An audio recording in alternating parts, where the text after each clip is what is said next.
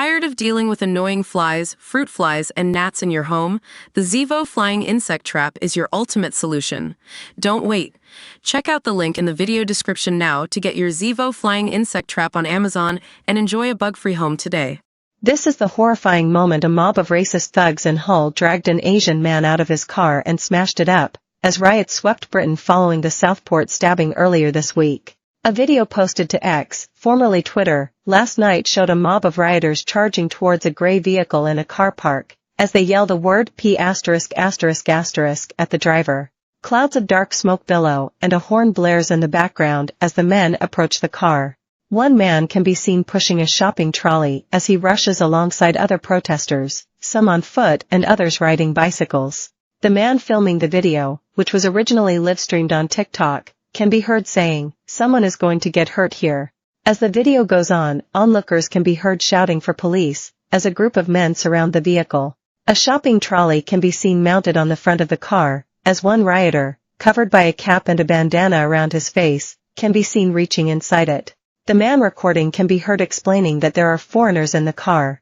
The windscreen also appears to be smashed, and the wipers appear to have been pulled upwards. However, the group of men, some who have their faces covered, begin to disperse as a squad of anti-riot police holding protective shields arrive at the scene. The motorist was reportedly dragged out of his vehicle by thugs, before they smashed it up. Other images on the social platform show that the car had reversed into a fence as it tried to escape the mob. Also in Hull, cars have been set on fire, the BBC reported. This is just one of the latest incidents from the riots that have broken out across the UK amid anti-immigration protests linked to the far right.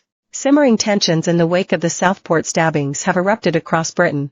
Major violence unfolded in Manchester when a massive brawl was swiftly broken up by officers wielding batons after a man allegedly threw a flare. Protesters tore down fences to hurl at other demonstrators as police put themselves between rival groups. Footage shows men clutching cups of alcohol shouting and jeering as others jumped into a jumbled fight, each side grappling one another and ripping clothing. In Nottingham, protesters waved England flags and made gestures at police, while in Liverpool, activists hurled bricks and a scooter at police officers as the protests threatened to spill over into all-out violence. And in Hull, tear gas was deployed against demonstrators who smashed the windows of a hotel housing asylum seekers. 3 officers were injured and 4 arrests were made, Humberside police said. More than 35 Enough is Enough demonstrations are planned across the UK this weekend, with several counter-protests by groups such as Unite Against Fascism and Stand Up to Racism also set to take place. Today, 24 rallies are taking place, 22 of which are Enough is Enough protests, 1 an anti-racist protest, and 1 is said to be a peaceful vigil. It comes as ministers are expected to hold a group call today to discuss public order. Prime Minister Sir Keir Starmer has pledged his full support for the police to take action against extremists attempting to sow hate by intimidating communities as he held emergency talks with ministers over the unrest in parts of England.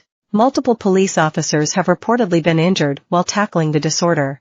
The riots are thought to be triggered by misinformation spread online as to the identity of the teenager suspected of killing B.B. King, 6, Elsie Stankham, 7, and Alice da Silva Aguiar, 9. Axel Rudakubana, 17, who was born in Cardiff to Rwandan parents, was eventually named as the suspect in a bid to stop the chaos. Southport locals, including Elsie's mother, have desperately pleaded for the violence to stop to no avail. Shadow Home Secretary James cleverly said PM Sir Keir Starmer and the Home Secretary need to do more to restore public order and send a clear message to the thugs. There is a big turnout in Nottingham today, where counter-protesters seem to outnumber the Enough is Enough members.